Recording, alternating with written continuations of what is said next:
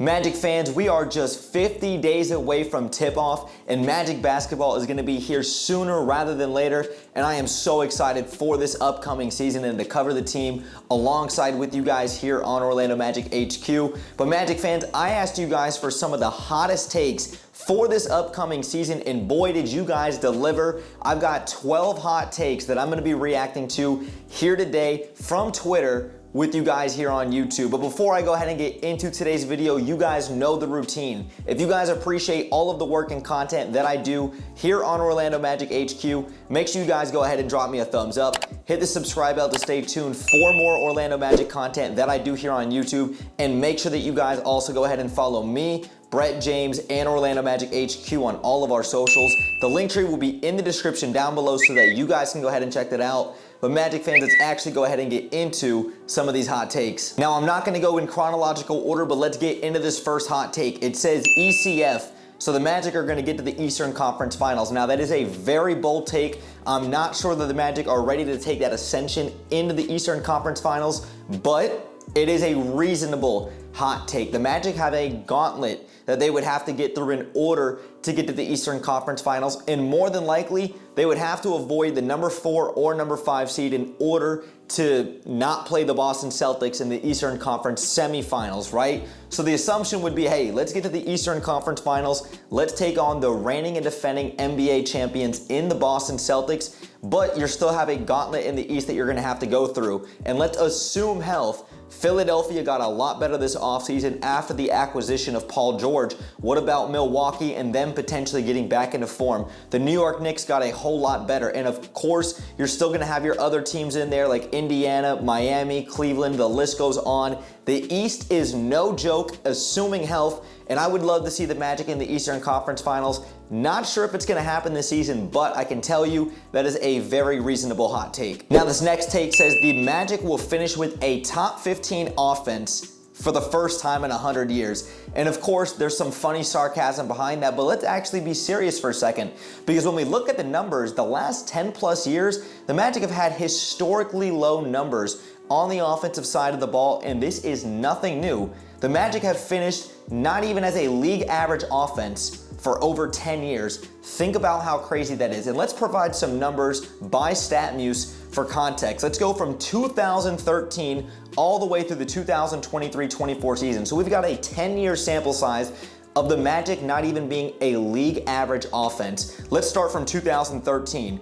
They ranked 27th, 29th, 27th, 21st, 29th, 25th, 22nd, 23rd, 29th, 30th, 26th, and 22nd this past season. And I do expect, with hopefully the ascension of Jet Howard, maybe getting some opportunities and some minutes and that ability to space the floor, that might be able to help the Magic's offensive production, as well as the addition of Tristan Silva through the draft, as well as KCP via free agency. The Magic made good moves this offseason in order to bolster their roster and to obviously help on the offensive side of the ball while not compromising defensively what the identity of this team is.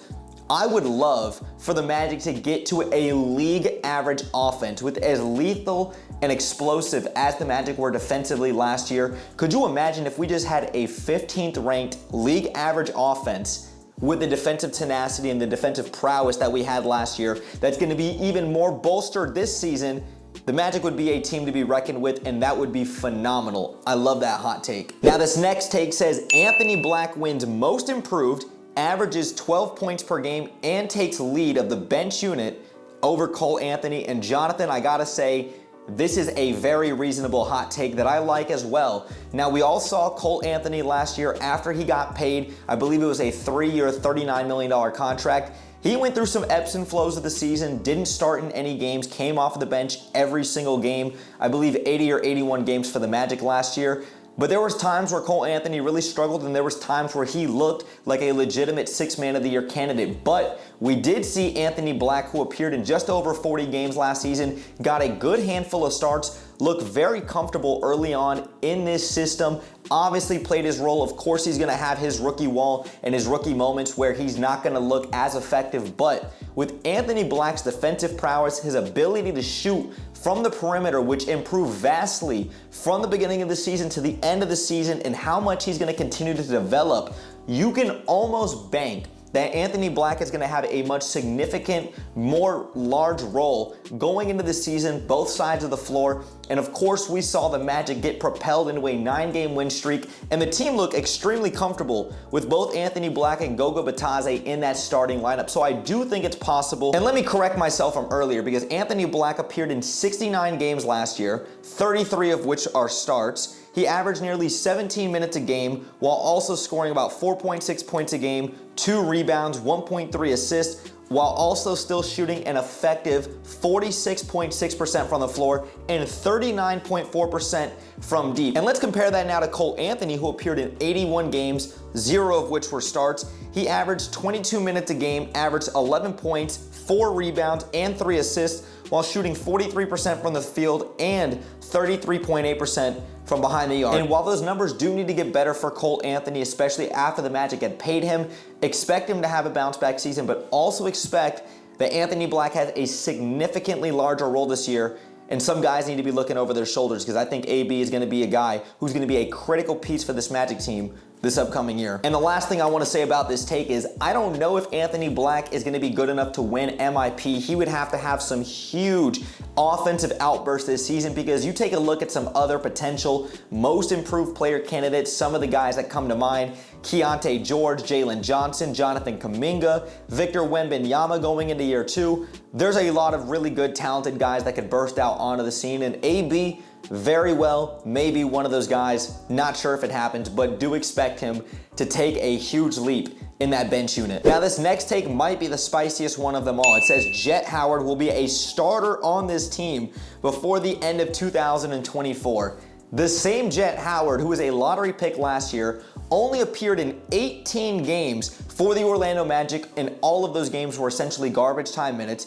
He did play in 29 games for our G League affiliate in the Osceola Magic, which is of course where he spent a majority of his time getting some NBA experience. But take a look at what Jet Howard did last year for the Osceola Magic. He averaged 18.5 points, 3.7 rebounds, 2.6 assists, shot 44.7% from the floor, and 37.7% from deep. And that is on a high volume of 3-point shots. We know this kid is a sniper, nearly 9.5 3-point attempts per game. And we know Jet Howard is a sniper. We know what he can do offensively speaking. But the question with him is, can he get up to speed to the NBA level of playing defense and staying in front of guys on the perimeter who are much quicker, especially those smaller guards? That's where Jet's gonna have to get better, especially with the defensive identity of this team. And take a listen to what Jamal Mosley had to actually say when I asked him about Jet Howard not being called up from Osceola and him spending a majority of his time there. This was back on January 9th, 2024, when the Timberwolves came to town in Orlando. Here's what Jamal Mosley stated about Jet Howard.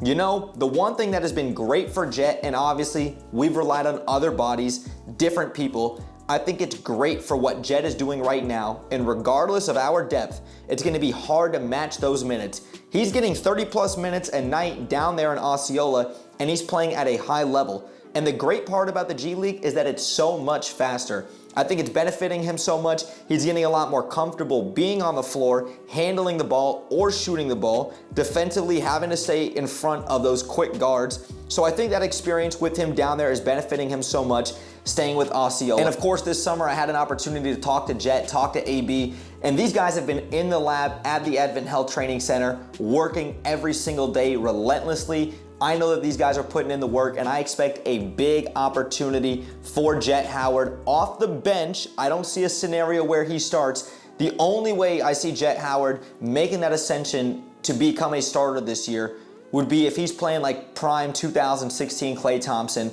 where the guy's just shooting the ball out of his mind and he's just going ballistic. Otherwise, really hot take, but I'm here for it. This next hot take says 1 seed. Kind of like I mentioned earlier, as much as I like the Magic this upcoming season, assuming health, the East is a gauntlet. I don't think anybody in the Eastern Conference even comes close to the Boston Celtics. They've brought back their whole team. Brad Stevens has done a great job continuing to fortify that team and to build around their 2 stars.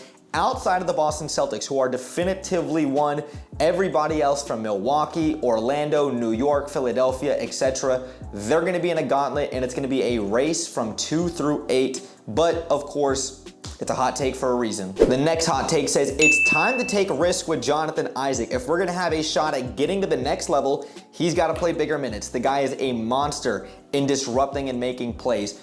I love this idea, but I don't know if Jonathan Isaac's body can hold up for playing consistently a heavier load for an extended period of time for an 82-game regular season and, of course, for postseason play. Now, of course, you need to play at least 65 games in order to be eligible for postseason awards. So let's just say like All-NBA defensive team or a defensive player of the year potentially for Jonathan Isaac when he's out there. But we did see small steps in the right direction last year. Jonathan Isaac did appear in 58 games in 2023-24, which was the most amount of games he's appeared in since the 2018-19 season.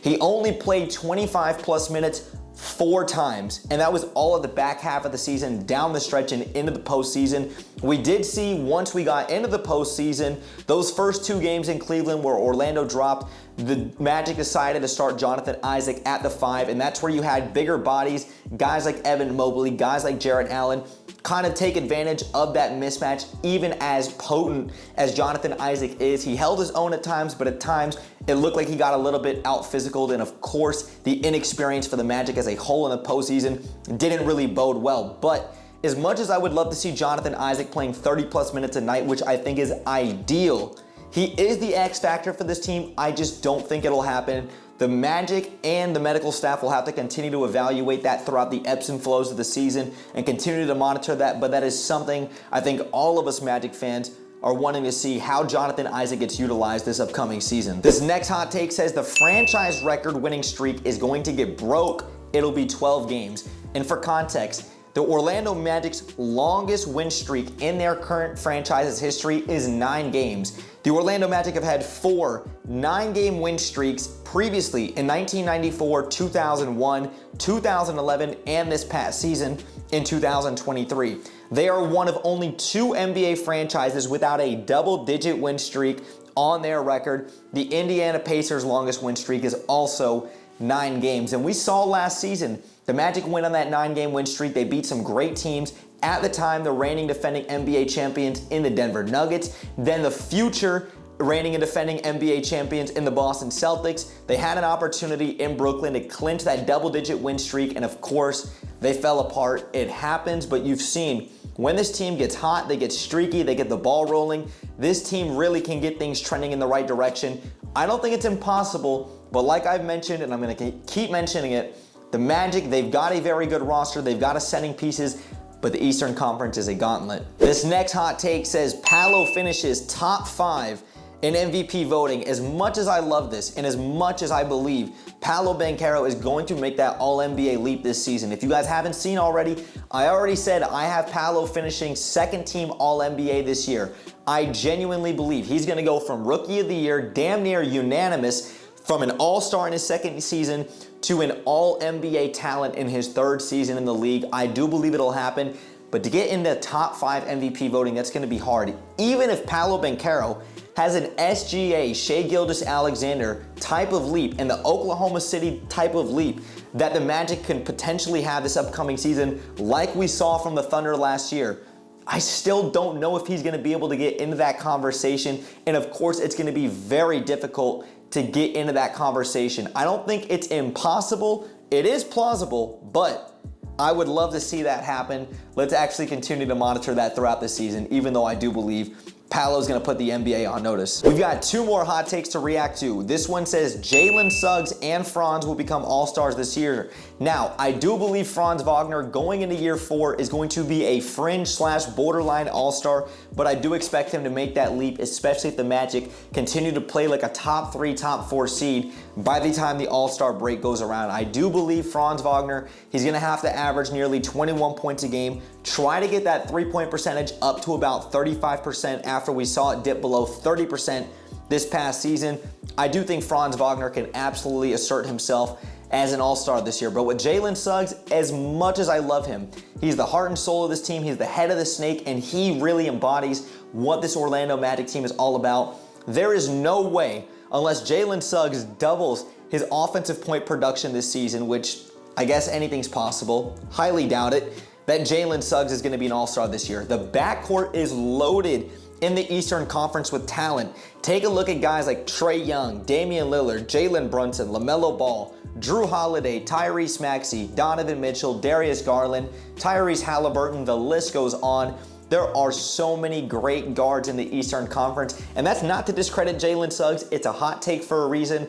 I can see Franz Wagner getting in there. Can't see Jalen, but do expect Jalen Suggs and both KCP to make All-NBA defensive team this year. Now getting into the final hot take, it says Tristan Silva deserves minutes day one. And while I don't think Tristan Silva gets minutes day one, I do expect him at some point this season, maybe halfway through the season, maybe after the All-Star break, to really get an opportunity to showcase his talents with this team in that second unit. You can't get guys that are 6'9", 6'10", with his kind of athletic ability, his skill set, and really his experience at this time as a rookie in the NBA. He's gonna have his rookie wall, he's gonna have his rookie ups and downs, but at 23 years of age, my age, with his experience, his skill set, and his ability to shoot from the outside, that is going to bode well for this Magic team. The guy plays selflessly, he's very smart, he knows how to play the game the right way, and I expect him to really have an opportunity at some point this season, just maybe not early on, just because the Magic do have a lot of depth, assuming health. But Magic fans, let me know your thoughts in the comments down below. What were some of the hottest takes that were in this video, and what do you think is a hot take? I want to go ahead and see them in the comments down below. But Magic fans, if you guys enjoyed today's video, make sure you guys go ahead and drop me a thumbs up. Hit the subscribe bell to stay tuned for more Orlando Magic content that I do here on YouTube. And make sure you guys also go ahead and follow me on my socials, especially on Twitter. I'm active and I'm on there every single day. The link tree will be in the description down below so that you guys can go ahead and check that out. But Magic fans, thank you guys again for sticking around throughout the whole video. Brett James, aka BJ, I'm out, y'all. And like always, let's go Magic.